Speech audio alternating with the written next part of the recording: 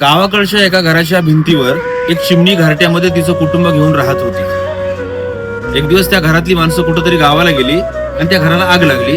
चिमणीनं पाहिलं घरात कुणी नाहीये. त्यावेळी ती चिमणी घरट्यातून बाहेर आली आणि घरात शेजारी असलेल्या एका डबक्यातून तिच्या चोचीत पाणी घेऊन त्या घरावरती शिंपडू लागली.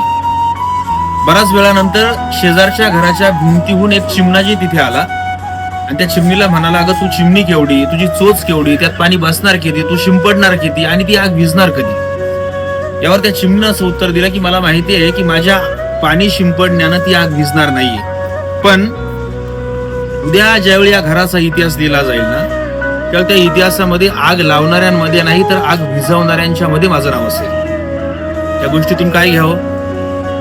आयुष्यात आपल्यावरती अनेक लोक उपकार करतात आणि आपण बऱ्याचदा उपकार केलेल्या माणसांना विसरून जातो. उपकार विसरणं म्हणजे कृतज्ञ होणं होय. तुकाराम महाराज त्यांच्या गाथेमध्ये कृतज्ञ माणसाची कठोर शब्दात निंदा करतात. म्हणजे केलेल्या उपकाराची जाण न ठेवणाऱ्या माणसाचं तोंड सुद्धा बघायचं नाही असं संत मान्यता आहे.